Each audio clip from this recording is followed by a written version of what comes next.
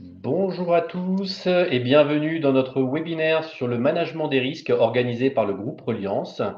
Vous êtes de plus en plus nombreux à nous retrouver désormais lors de cet événement régulier et nous vous en remercions.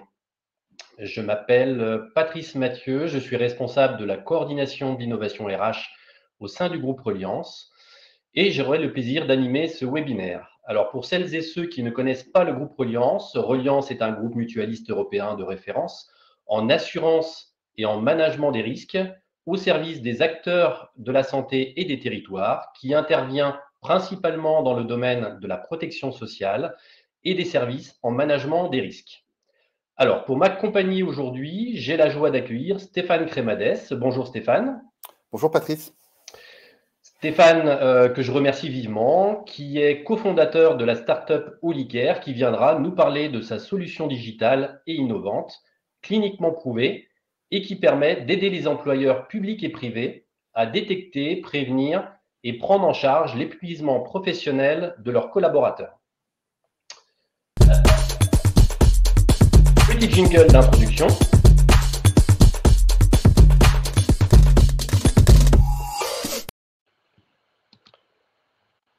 Et nous revoilà. Bonjour à tous. Alors, bienvenue encore une fois pour celles et ceux qui nous rejoignent dans ce webinaire autour de l'épuisement professionnel. Comme je le disais, nous vous accueillons aujourd'hui, le groupe Reliance vous accueille pour évoquer ce sujet ô combien d'actualité. Pour m'accompagner aujourd'hui, Stéphane Crémades, que je remercie. Merci Stéphane. Bonjour Patrice. Et Stéphane, qui est cofondateur de la start-up Olicare, qui viendra nous parler de la solution digitale innovante, cliniquement prouvée, qui permet d'aider les employeurs publics et privés à détecter, prévenir et prendre en charge l'épuisement professionnel de leurs collaborateurs. Alors, aujourd'hui, pourquoi parlons-nous de l'épuisement professionnel, me direz-vous? Est-ce que c'est un effet de mode ou au contraire un nouvel enjeu stratégique pour les ressources humaines? Quel rôle, quelles responsabilités ont les employeurs vis-à-vis des pouvoirs publics sur ce sujet? À l'heure où la dernière enquête du collectif santé révèle que 98,2% des professionnels de santé ont déjà ressenti des symptômes de souffrance au travail, on évoque un médecin sur deux, 8 infirmiers sur 10. Comment pouvons-nous agir concrètement et collectivement pour éviter cet épuisement qui nous menace toutes et tous?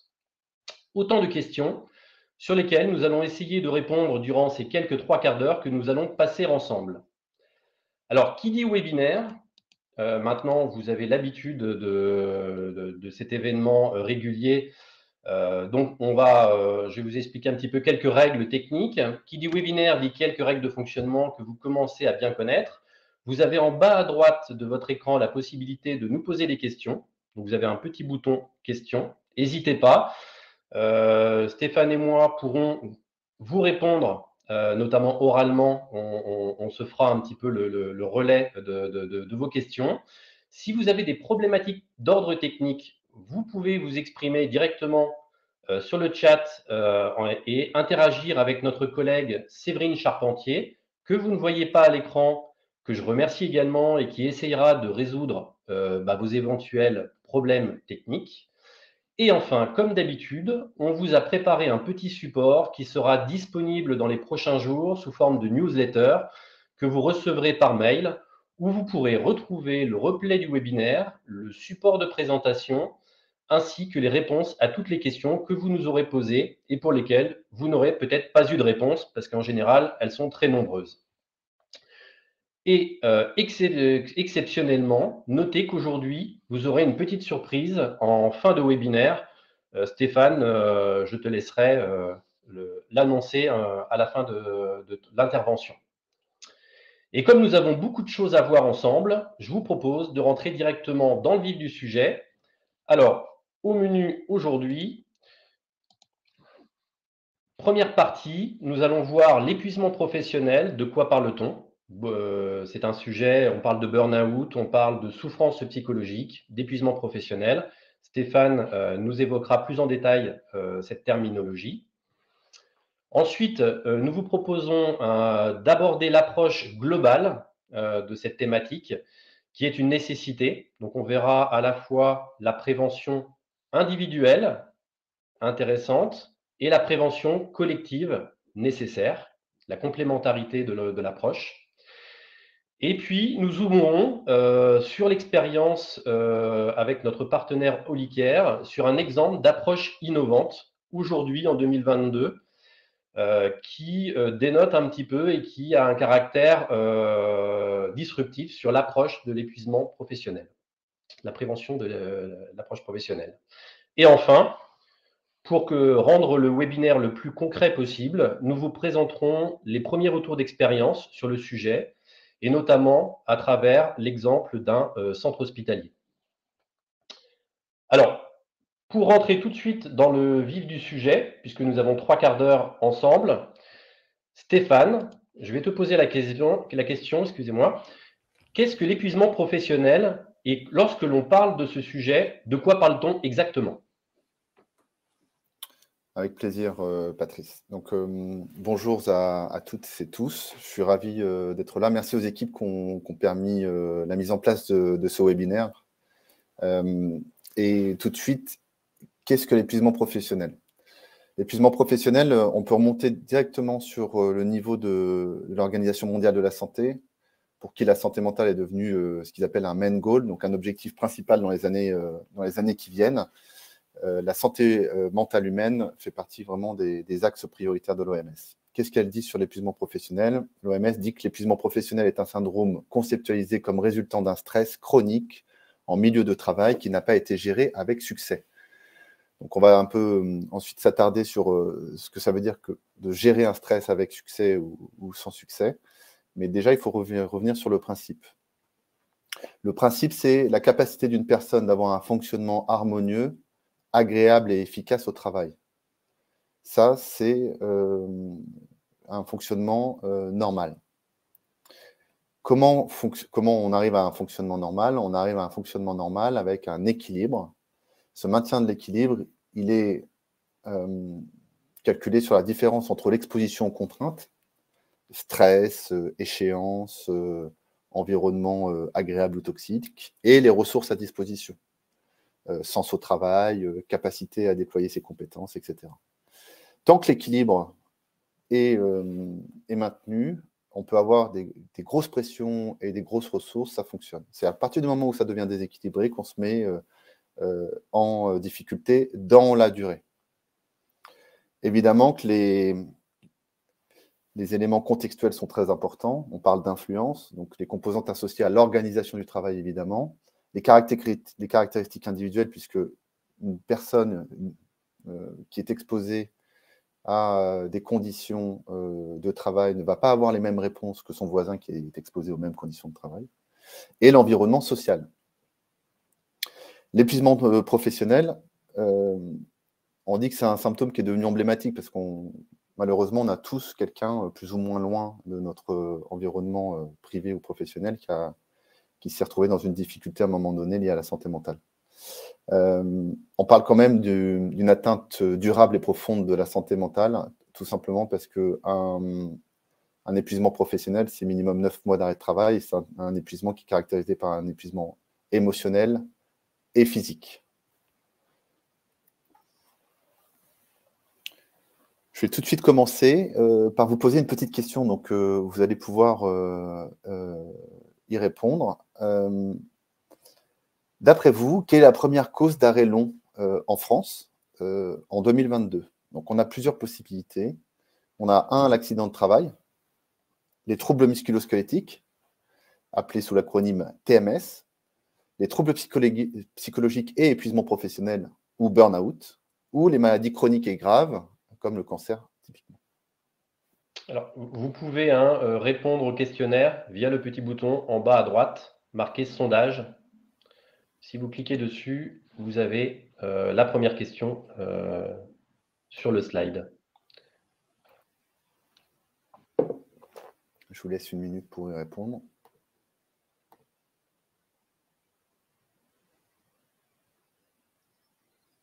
On est à peu près à la moitié des participants qui ont voté. On va attendre encore quelques secondes.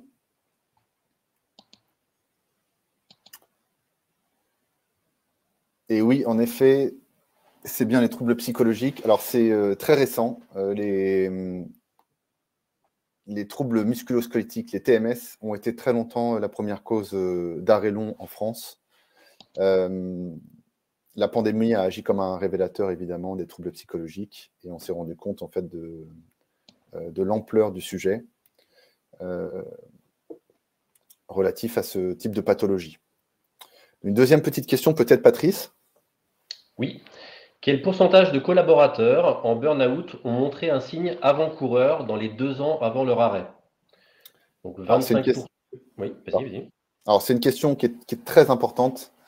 On parle de signaux faibles. Et donc, la question est de savoir si ces signaux faibles sont détectables, en fait. C'est ça dont on est en train de parler. Est-ce qu'on peut agir sur la prévention de l'épuisement professionnel? Et est-ce qu'on peut agir avec des éléments caractérisés dans les 2 ans précédant la survenance de l'arrêt de travail? Donc, a priori, les votes continuent. Oui, on est à la moitié Oui. des participants. On peut encore attendre quelques... Alors, c'est moins marqué que la question précédente, Patrice. La première était cadeau. Celle-ci, on voit qu'il y a plus d'hésitation parce que c'est presque réparti sur les 4 réponses. Il y en a 2 qui sont à égalité, oui. Alors, le pourcentage de collaborateurs en burn-out qui ont montré un signe avant-coureur dans les 2 ans avant leur arrêt, c'est 84%. Donc, c'est un chiffre qui va nous permettre derrière de travailler sur la survenance de l'arrêt de travail, puisque jusqu'à maintenant, on n'imaginait pas que les personnes avaient montré des signes. Et en fait, ces signes, maintenant, ils sont référencés et on peut même les détecter avec un outil que l'on vous montrerait après. Dernière question, c'est ça, Patrice? Dernière question. Quel est le coût moyen annuel par salarié de l'absentéisme en France? Donc, c'est pareil, une question importante, puisque derrière les souffrances humaines et les difficultés humaines, il y a une notion de coût très important pour la collectivité.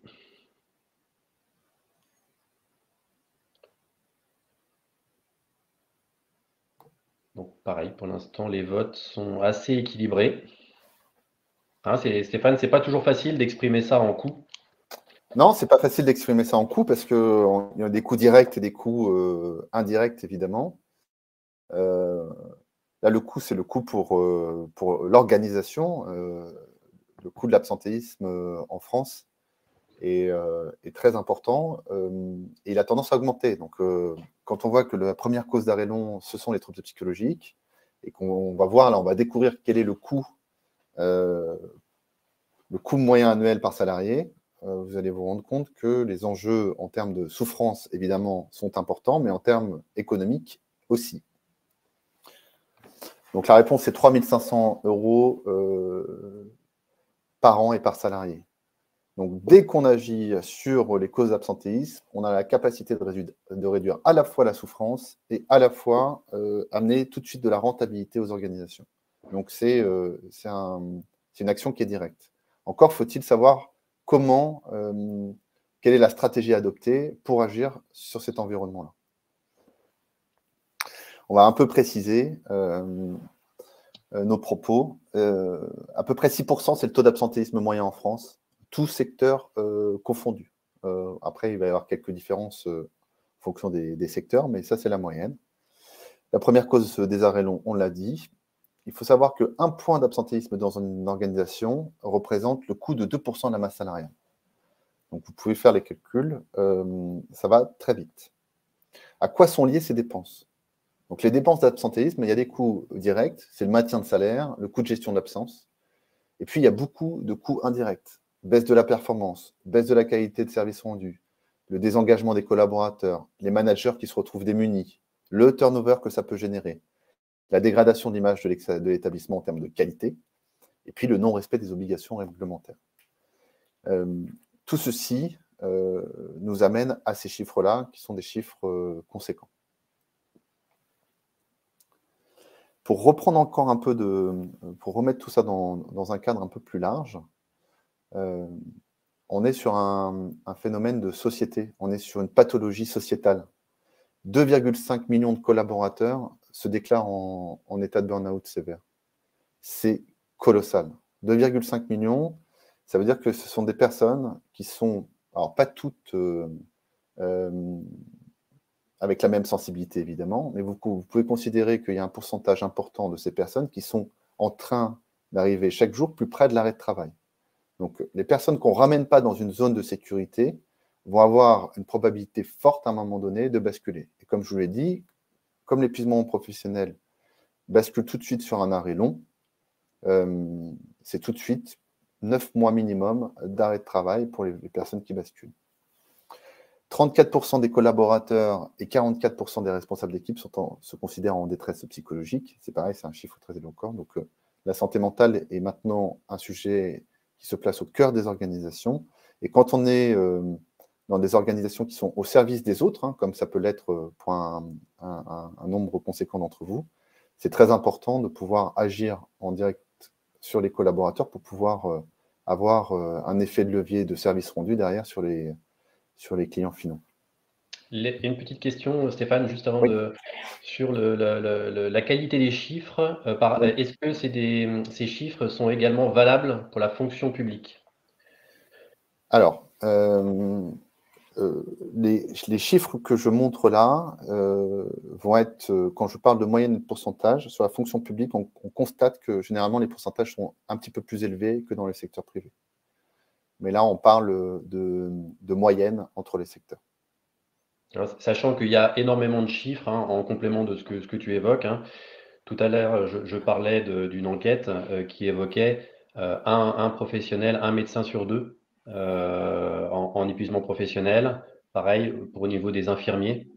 Donc, c'est vraiment une sinistralité sur ce sujet-là très importante dans la fonction publique hospitalière. Tout à fait. Oui, il y a un sujet chez les soignants qu'on pourra aborder tout à l'heure en fin de webinaire sur les exemples que l'on a et les retours d'expérience que l'on a quand on s'est déployé dans des environnements hospitaliers. Patrice, oui. peut-être remettre le cadre légal lié aux risques psychosociaux? Oui, tout à fait. Parce que donc là, jusqu'à maintenant, on évoque le fait qu'effectivement, il y a une prise de conscience générale de ce sujet dans les organisations. Il ne faut pas oublier une chose importante, c'est que dans une organisation, l'employeur a une responsabilité de par son rôle d'employeur qui est stipulé dans le Code du travail. L'employeur doit prendre les mesures nécessaires pour assurer la sécurité et protéger la santé physique, mais également la santé mentale des collaborateurs qui travaillent au sein de son établissement. Il doit mettre en place des actions de prévention sur les risques professionnels, des actions d'information, de formation et de mise en place d'une organisation et de moyens adaptés. C'est important de le repréciser puisque c'est une des responsabilités de l'employeur, c'est de garantir le maintien en bonne santé de ses salariés, de ses collaborateurs, de ses agents. Et en cas de manquement avéré, la responsabilité de l'employeur peut être engagée au civil et au pénal en fonction de la gravité et en fonction du sujet. Souvent, on restreint ce sujet de responsabilité à des risques physiques. Mais aujourd'hui, on commence à voir dans les cas de jurisprudence, et il y en a un certain nombre, sur des sujets de burn-out, des sujets d'arrêt, avec des personnes qui s'arrêtent ou qui se suicident, ou les histoires peuvent être compliquées et dramatiques, des attaques d'employeurs au pénal. Et là, effectivement, la réaction de l'employeur doit être de prouver qu'il a tout mis en place dans des bonnes conditions et de manière pérenne pour éviter la survenance de ce sinistre. Voilà. Donc, si l'employeur n'a pas assez d'éléments pour justifier ces actions, bah, sa responsabilité est très clairement engagée et on va en avoir de plus en plus dans les années à venir. Ça, c'est évident. Voilà, donc c'est quelque chose qui vient en complément. On vous l'a mis en introduction, mais après quand même la vision humaine, financière, mais la responsabilité juridique est également très importante en termes de sensibilisation des employeurs. Alors, si on continue un petit peu dans le sujet, donc on a posé un petit peu le cadre aujourd'hui de l'épuisement professionnel, la nécessité de s'y attacher vraiment avec un objectif de résultat.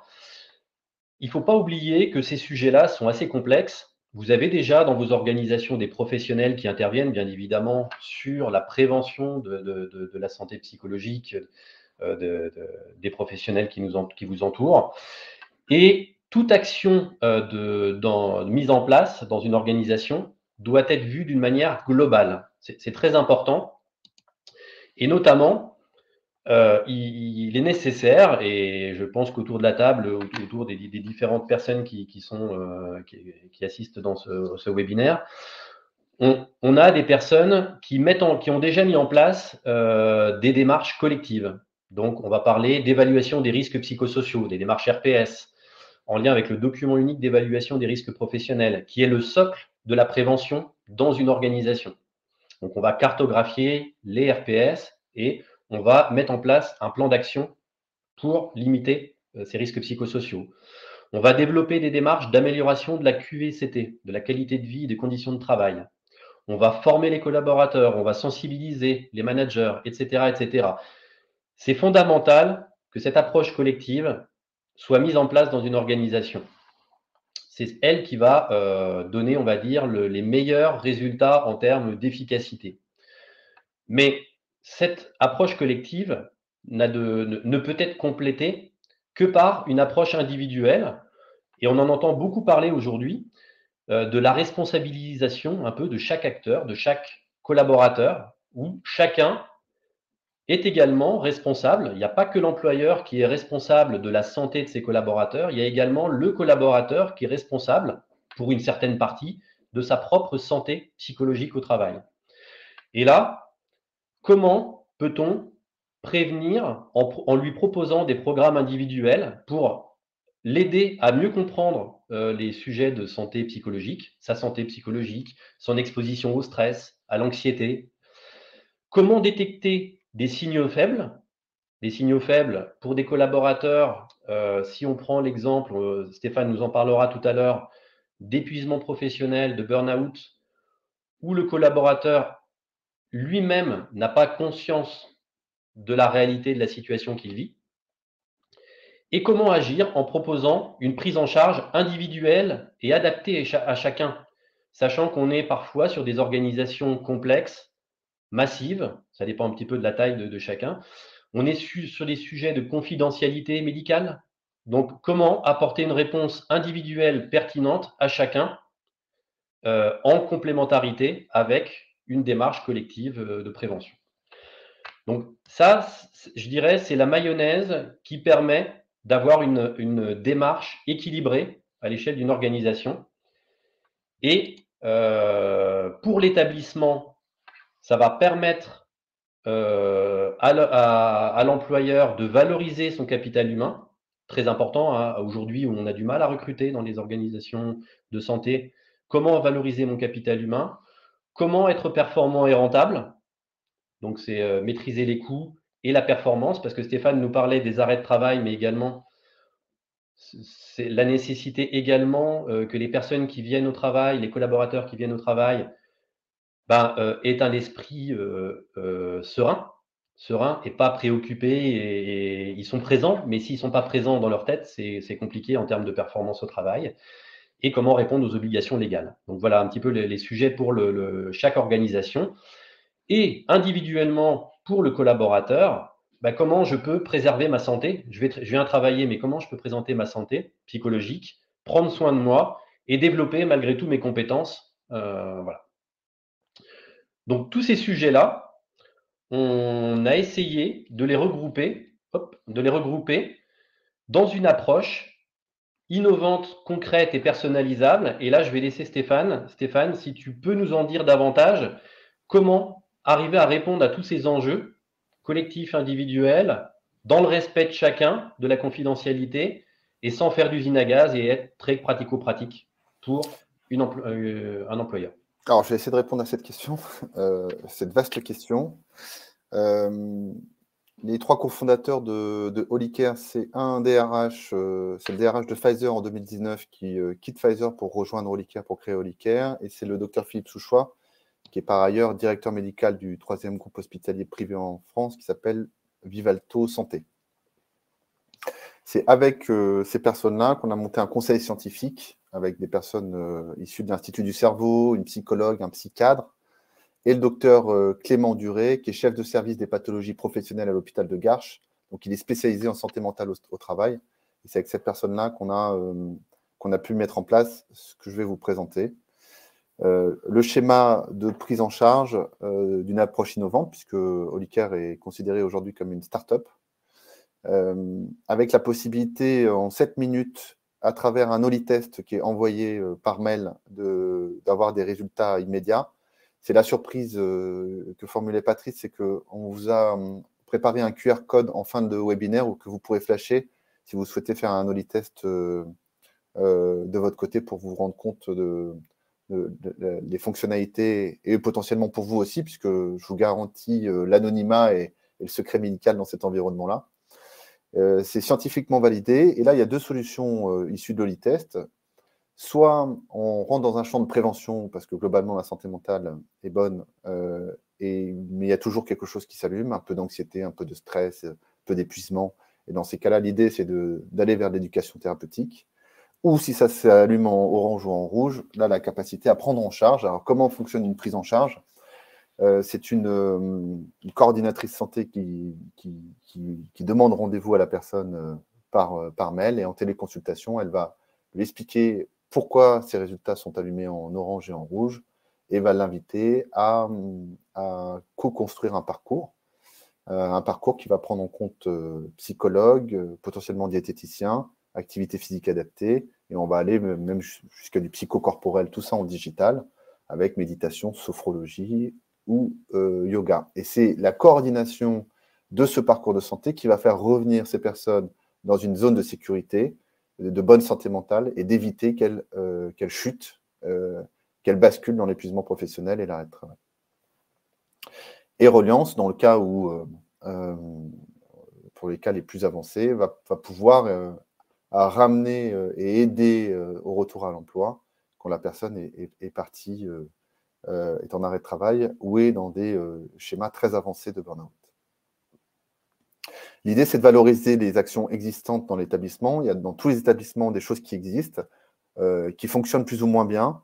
L'idée, c'est que l'approche innovante de la solution Holicare va pouvoir mettre en exergue et valoriser et coordonner l'ensemble des services qui sont déjà en place. Par exemple, s'il y a déjà une psychologue en place dans un établissement, pouvoir potentiellement proposer l'alternative entre un psychologue en visio, en téléconsultation, ou un psychologue sur place. Les deux ont leurs avantages et leurs inconvénients. Ce qui est sûr, c'est qu'avec les deux, on répond à tous les besoins des personnes qui souhaitent aller vers cette prise en charge. Le test, il a été validé cliniquement. Aujourd'hui, on est à 95%. On tend vers les 97%, tout simplement parce que c'est un test qui s'auto-améliore au fur et à mesure. Aujourd'hui, on sait que quand vous faites un OLI-test, à plus de 95%, vous serez dans une bonne gradation de votre bien-être psychique. Ces 64 questions issues de questionnaires qui sont référencés dans la littérature médicale et scientifique au niveau international, et ça va vous prendre environ 7 minutes en fonction des conditions dans lesquelles vous le faites. Les 12 points qui sont évalués à travers ces 7 minutes sont les suivants: stress, anxiété, dépression, les 3 composantes de l'épuisement personnel, relationnel et professionnel, et après les espaces ressources. Je vous parlais d'équilibre en introduction en disant que l'épuisement professionnel est un équilibre entre les ressources et les contraintes. Et ben on les a là, les contraintes, puis les ressources: estime de soi, sens au travail, satisfaction au travail, capacité à nourrir des projets, soutien d'entourage et satisfaction générale, qui sont des ressources qui permettent d'éviter de se retrouver dans une situation délicate. Donc, je vais passer rapidement là-dessus, puisque je viens de vous l'exprimer à l'oral, mais l'idée, c'est d'avoir des outils qui sont fiables. On est dans des environnements scientifiques et médicaux, et l'idée, c'est de ne pas avoir la moindre doute sur la cohérence et la pertinence de nos propos d'un point de vue à la fois questionnaire et résultat. Donc, quand je vous ai dit que le conseil scientifique veillait au grain, tous les éléments déployés dans le cadre de l'UCAR sont validés par le conseil scientifique. Comment fonctionne la gradation? Donc, il faut dire que les résultats sont immédiats. Vous allez faire l'OLI-test tout à l'heure avec le QR code. Vous allez passer 7 minutes à répondre aux questions. Et à l'issue de ces 7 minutes, vous aurez tout de suite un résultat. Ce résultat, il va se répartir sur 7 profils que vous avez devant dans le cadre au milieu de l'écran. Des profils qui vont à pas d'alerte jusqu'à probable burn-out sévère et problème de dépression. Pourquoi on dit probable? Parce qu'on reste dans le cadre d'un pré-diagnostic qui sera de toute façon validé par un professionnel de type psychologue, même si on est à 97% de pertinence, le fait d'avoir un humain derrière est tout le temps nécessaire, en tout cas chez nous. On n'est pas en train de parler avec des bots et des robots, on est en train de parler à des vraies personnes, des vrais professionnels qui savent de quoi ils parlent et qui s'appuient sur la technologie pour être encore plus pertinents. Au niveau de l'employeur, on va avoir accès à un bilan collectif anonymisé qui va pouvoir guider les actions RH vers les actions qui sont les plus pertinentes au sein de l'établissement. Donc, je vous le repréciserai ensuite sur les cas, les retours d'expérience à la Fondation La Renaissance et à travers les 2 établissements hospitaliers qui bénéficient déjà de la solution. Dans le champ préventif, je vous disais tout à l'heure que si l'OLI-test s'allume en jaune ou en vert, on va être dans un cadre soit sans risque, risque faible et risque modéré, mais vous allez avoir la possibilité de vous former sur l'environnement du stress, de l'épuisement, de l'anxiété, de la dépression. Donc, c'est des experts qui ont réalisé ces contenus. L'idée, c'est que vous puissiez assez rapidement, c'est-à-dire sur une série de 4 vidéos de 5 minutes, on a réussi à condenser une validation des acquis pour que vous puissiez être en mesure, 1, d'identifier les facteurs, 2, de disposer d'outils, 3, de pouvoir utiliser ces outils. Il ne suffit pas de les avoir pour pouvoir les utiliser. Et 4, en fait, de valider vos acquis, et on va jusqu'à une certification des acquis sur les thématiques de stress, épuisement, anxiété, dépression. Et donc, à partir du moment où vous avez la certification, ça veut dire que vous avez la capacité de détecter et d'avoir les outils pour vous et pour votre entourage. À la fois, évidemment, d'un point de vue professionnel, mais vous pouvez aussi vous servir dans la vie privée, puisque on peut être tous espace ressources pour notre environnement et notre entourage. Sur les risques plus importants, on va mettre en place des parcours au long cours avec des séances qui vont être de plus en plus espacées, c'est-à-dire qu'on va dans un premier temps venir en proposition de la personne qui est dans un risque élevé, donc très près de l'arrêt de travail. Hein. Plus vous arrivez dans les profils 5, 6, alors la dépression sévère, c'est un autre champ, on est capable de l'identifier, mais on ne va pas le traiter chez Olicare dans un parcours coordonné, on va plutôt le réorienter. Mais plus vous êtes avancé sur le 4, 5, 6, plus l'arrêt de travail est imminent. Et donc, l'idée, c'est d'agir rapidement, en douceur, évidemment, en coordination, mais d'agir rapidement. Et les parcours de soins avec le coordinateur, donc il y a un coordinateur de santé, comme je vous le disais, ça va être de pouvoir coordonner dans le temps une prise en charge qui va faire revenir la personne dans une zone de sécurité. Ça, c'est le premier point. 2, lui faire prendre conscience des éléments qui l'ont mis dans une zone à risque. Et 3, d'acquérir des outils dont elle pourra se servir quand elle le souhaitera à partir du moment où elle est passée par cette prise en main. Le OLI-test est disponible 24 heures sur 24, 365 jours sur 365.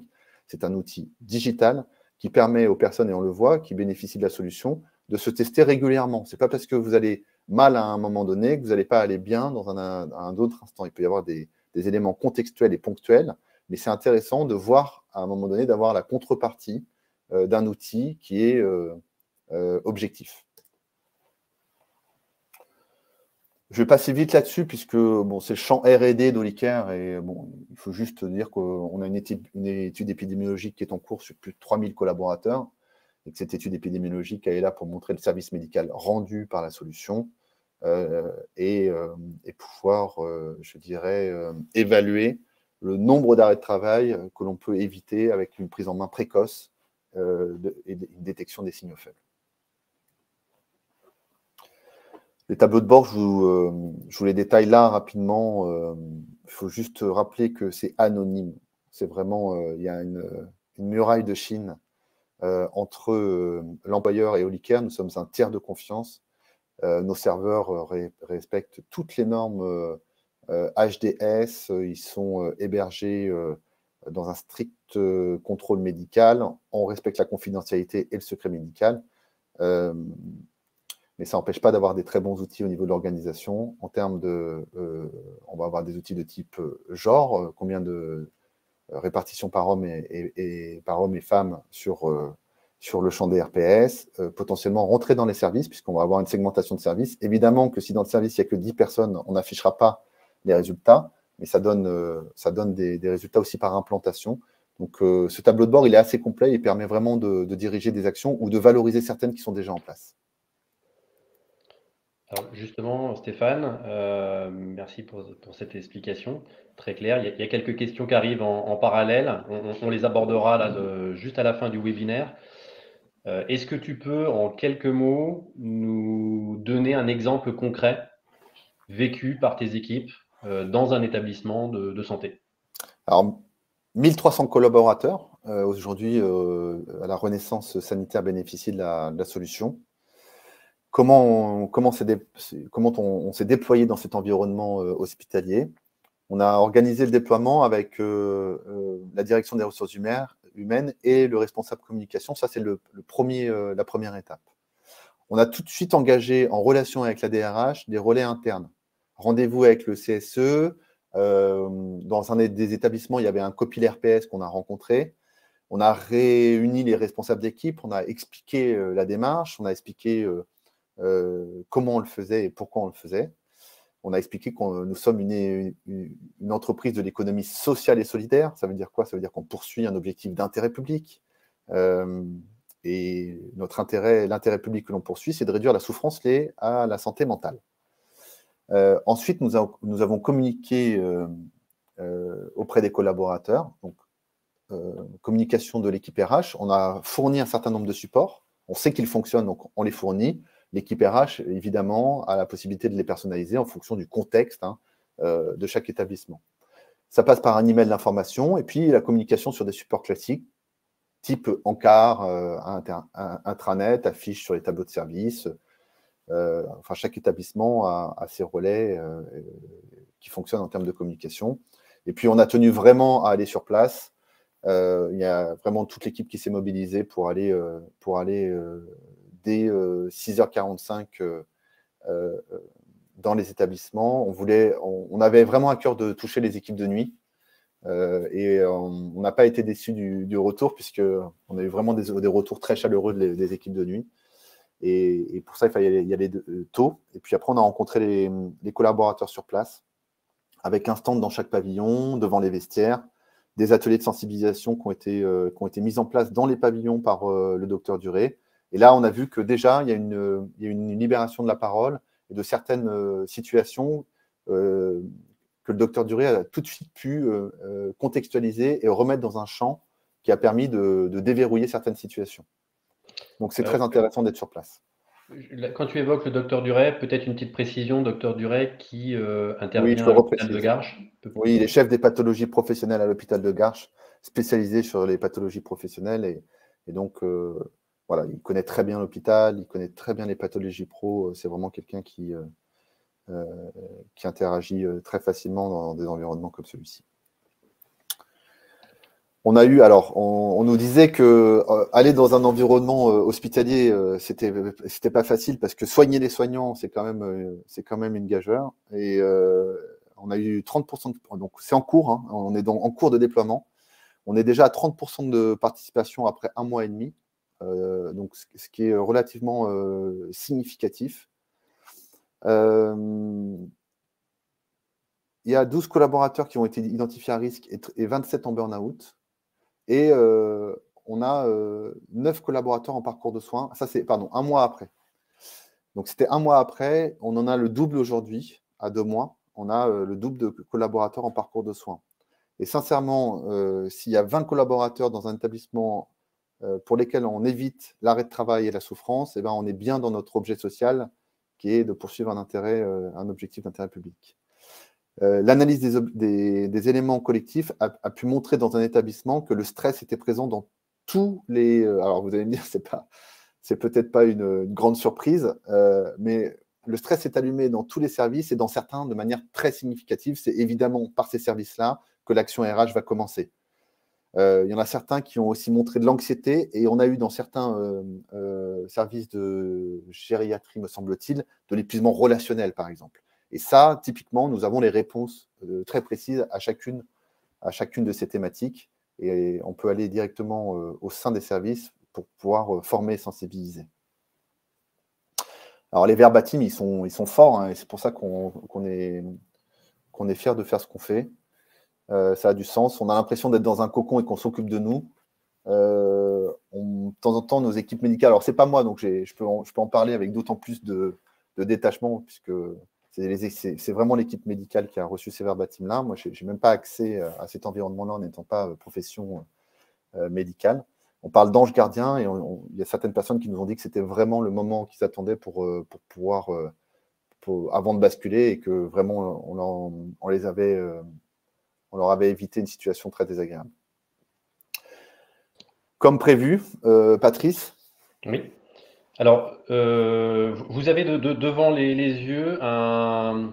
Donc, il est 14h12, donc on va entamer la fin du webinaire. Vous avez un petit QR code devant les yeux que vous pouvez scanner si vous le souhaitez. Vous l'aurez de toute façon dans les communications qu'on va vous faire et notamment aussi l'URL qui est juste en dessous pour se connecter. Peut-être quelques minutes avant de nous quitter sur les questions. Il y a eu pas mal de questions, beaucoup de questions. Notamment des questions, Stéphane, qui tournent autour de l'intégration du dispositif dans l'environnement de l'établissement, notamment avec le lien avec les acteurs internes.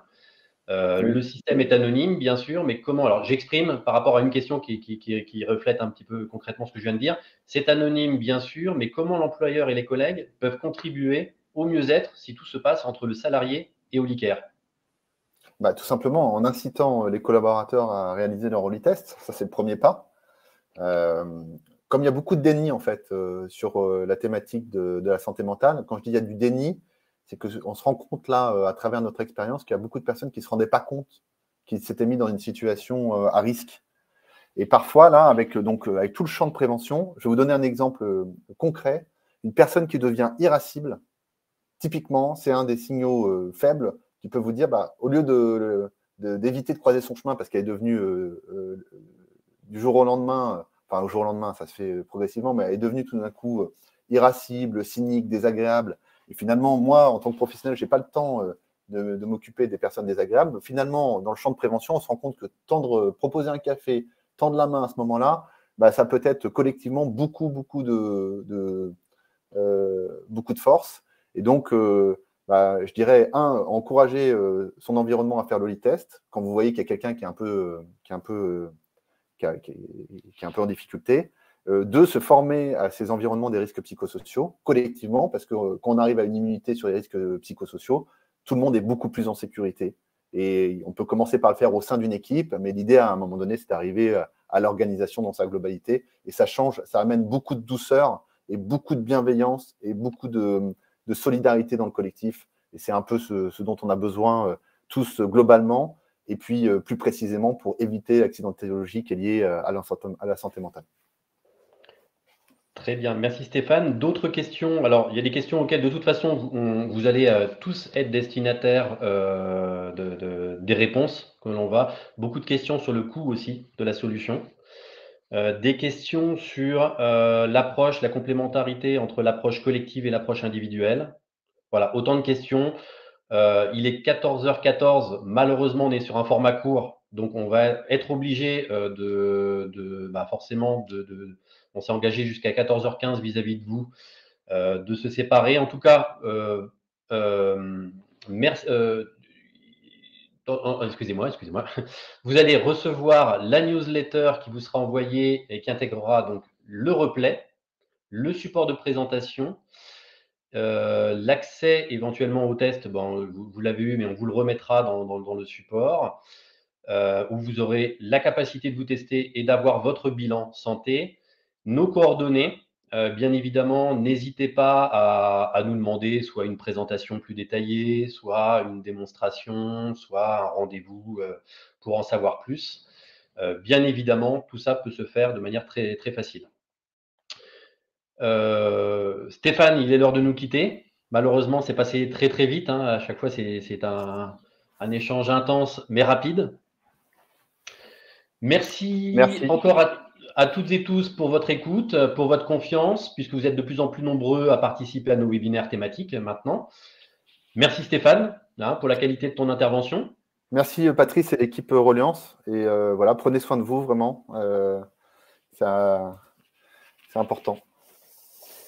Merci Séverine pour ton accompagnement technique. Je voyais également pas mal d'échanges sur quelques difficultés de notre public pour se connecter. Donc a priori tout est rentré dans l'ordre. Bon après-midi à toutes et tous et à très bientôt sur notre prochain webinaire. Au revoir.